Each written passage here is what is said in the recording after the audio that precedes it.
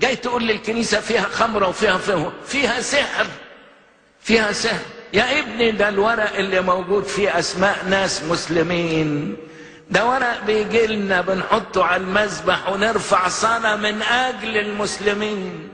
كل الاسماء اللي شفتها احنا بنرفع صلاة لربنا من اجلها. بس انت مش فاهم، انت مش فاهم.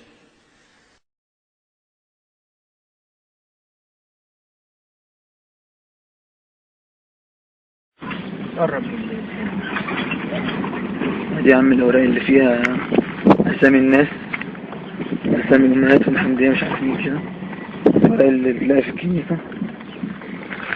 يعني ليه بقى الكلام ده؟ ليه الصور دي والورق ده؟ ليه الورق بتاع الأسعار والحاجات دي؟ مش عارف يعني. حسبي الله ونعم الوكيل. لما يكون جوه كل أسامي واحد مسلم مكتوبة، حتى الناس اللي توفيت وعملوا بسم الله لا إله إلا الله.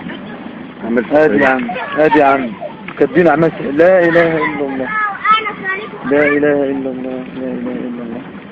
أهو إيه رأيك يا سيدنا؟ ما تدريش. طلعوا يا خدام طلعوا يا خدام الآيات الكريمة يجلب وتهيج نبات حواء وتهيج في وجهي ما لا مش عارف ايه. فهي بحق الملوك السفلية والعلوية وخدام الأسبوع إن لله وإنا إليه راجعون.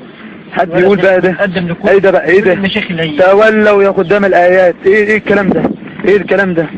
ايه الكلام ده؟ بيستعينوا بالجن عشان يفعل أفعال سحرية وللناس، وحاطين أسامي الناس وكاتبين قدام كل واحد مسلسل، وحاطين المسلسل ده في كتاب. إن لله وإنا إليه راجعون. إن الله سيبطل. إن الله وإنا. اكتشفنا أشياء لم يكن أحد يتوقع أن توجد داخل الكنيسة. أول هذه الأشياء أوراق أو مستندات بها أسماء معظم رجال القرية وشباب القرية مقابل أسماء أمهاتهم. والسؤال: لماذا تحتفظ الكنيسة بهذه الأوراق وهذه المستندات؟ هل الكنيسة يعني انقلبت إلى سجل مدني لاستخراج البطاقات الشخصية، أم ماذا تفعل الكنيسة بهذه الأسماء وهذه الأوراق؟ الأمر الثاني: اكتشاف يعني صناديق خمور بأعداد كبيرة داخل الكنيسة. لماذا تحتفظ الكنيسة التي يعني نقول أو يقول المسيحيون أنها بيت الله؟ هل بيت الله سبحانه وتعالى يعني يحتوي زجاجات خمور وأسماء مسلمين وأمهاتهم؟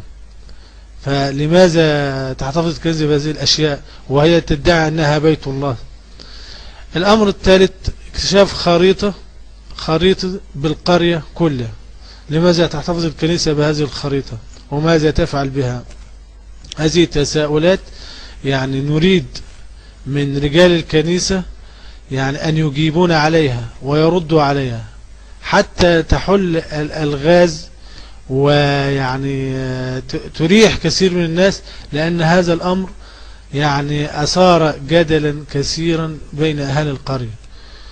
والشباب ومعظم الشباب ما كانش موافق على هدم الكنيسة، ولكن بعد اقتحامها وهدمها اكتشاف هذه الأشياء أثار جدل واسع بين كثير من بين أهل القرية جميعا. فهذه التساؤلات يعني نريد إجابة منها واضحة، وهذه التساؤلات يعني قد